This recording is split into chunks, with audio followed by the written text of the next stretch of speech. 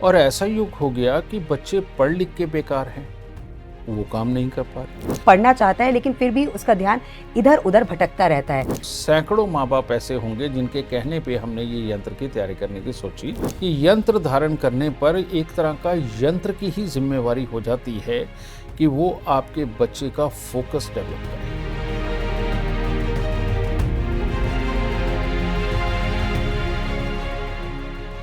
गुरुदेव, अक्सर माता पिता जो होते हैं उनको ये चिंता रहती है कि उनके बच्चे का मन जो है पढ़ाई में नहीं लगता है, वो फोकस नहीं कर पाता है, वो पढ़ना चाहता है लेकिन फिर भी उसका ध्यान इधर उधर भटकता रहता है। तो कोई क्या ऐसा यंत्र है या कोई ऐसा मंत्र है जो पेरेंट्स ले सके? ये जो अनु तुमने बात करी है, ये यंत्र हम पहली बार ही बना रहे हैं जी। लेकिन आजकल ये कंपटीशन का युग हो गया और ऐसा युग हो गया कि बच्चे पढ़ लिख के बेकार हैं, वो काम नहीं कर पा रहे।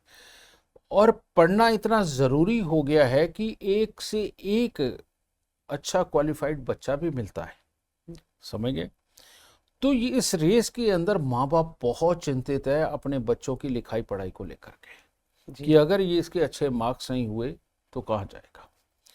अब ऐसी अवस्था के अंदर लाल किताब के अंदर इसके उपाय तो बहुत है, लेकिन उपाय करने में बच्चे कई बार गुरेज कर जाते हैं, वो समय पे नहीं कर पाते, उपाय बार बार टूटता है।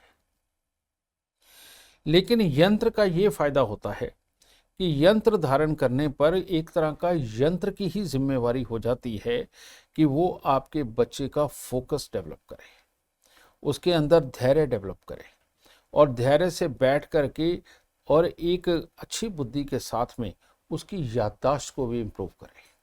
ठीक है, उसके साथ रोज़मर्रा की एक आध प्रक्रिया है जो घर पे ही करनी होती, कहीं जाके नहीं करनी होती। अगर वो यंत्र धारण करके उस छोटी सी प्रक्रिया का पालन किया जाए तो बच्चे की लिखाई पढ़ाई उसकी याददाश्त के साथ में बहुत अच्छी बनती है। तो ये यंत्र बहुत सारे, बल्कि अभी तक मैं कहूँ तो सैकड़ों माँ बाप ऐसे होंगे जिनके कहने पे हमने ये यंत्र की तैयारी करने की सोची जी। और ये इस बार ये सिद्ध होगा। और ये अगर किसी को भी चाहिए अपने बच्चे के लिए तो वो हमारे संस्थान पर संपर्क कर सकता है।